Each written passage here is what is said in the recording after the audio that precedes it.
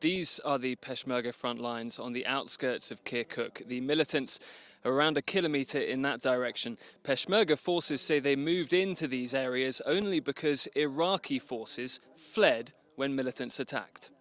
And what was he like as a friend? I think he was a good friend. I mean, I came to like him very much as a person too. I think he was a person of profound principle. Yeah, Downing Street telling us that Boris Johnson has been in a stable condition overnight, his first night in intensive care here in the UK after being moved there from within St Thomas's Hospital in the British capital. Crucially also, as you say, Downing Street saying that Boris Johnson is not currently on a ventilator. That would certainly be considered a good... Good morning and welcome to Brussels for the European Health Parliament final plenary. We are here in the Vox box in the centre of the European Parliament to have a discussion around some key questions that the 5 committees have raised ahead of the day's events here in Brussels. My name's Olly Barratt. I'm charged with terrorist offences, the most notable Faisal C, as he's being described by Belgian officials, arrested, according to the prosecutor, outside the federal prosecutor's offices. A number of damning indictments, particularly of Tony Blair, the then Prime Minister.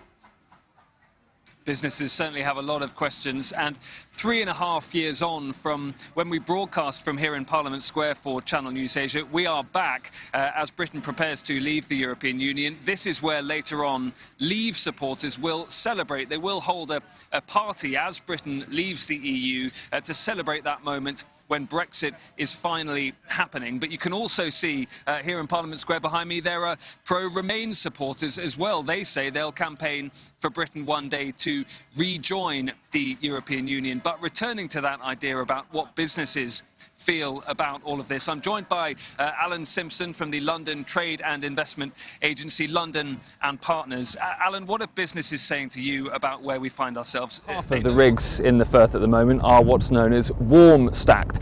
They have a skeleton staff on board and they could go back into operation quickly if required.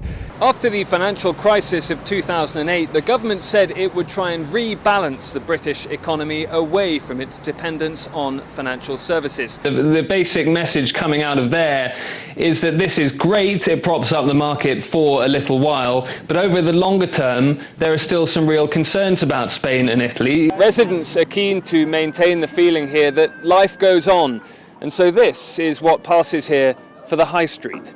Prime Minister David Cameron says the UK will do everything in its power to hunt down and bring to justice those responsible for the beheading of David Haines. What that means in terms of any British military response in Syria and Iraq remains unclear. Mr. Barratt, did anything of substance at all happen today involving President Obama?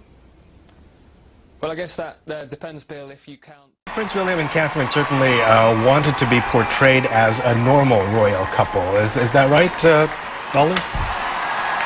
Yeah, absolutely. I mean, look, they're not a normal couple, are they? The conditions for both sides are brutal. At the moment, it's around about 46 degrees.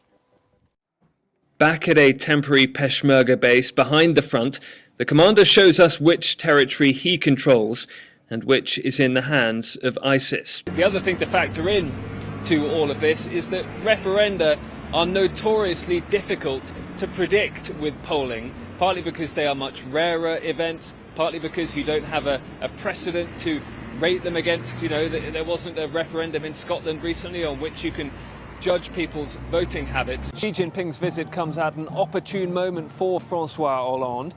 Polls show record levels of unpopularity for the French president, and part of that unpopularity is because of France's economic woes. Unemployment in France remains over 10% and it rose in February according to figures released with President Xi in town.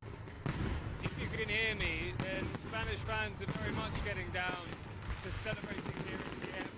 You can probably hear behind me the very loud fireworks which are going off all around. Pretty remarkable to have even got to the point of human trials this quickly. It would normally take much longer. It came off the back of an existing trial, so they were able to modify it slightly for coronavirus COVID-19. The government's given it about $25 million in funding, that Oxford University project. There is certainly some optimism around it, but also caution about how quickly, even with these human trials starting, a product could get to market.